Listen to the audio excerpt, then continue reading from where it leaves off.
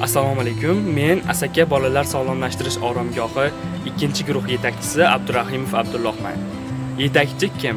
Yetakchi jamoa manfaatlarini himoya qiladigan hamda jamoa a'zolarini bir maqsad yo'lga yetaklay oladigan, shuningdek, jamoaning ishonchiga sazovor bo'ladigan shaxsdir.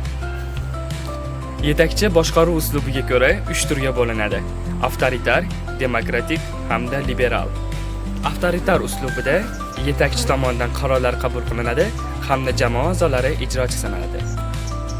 Demokratik uslubdagi yetakchi esa jamoa a'zolarini fikrlarini inobatga olib turib hamda jamoa rahbarlari jamoa a'zolari tomonidan saylanadi.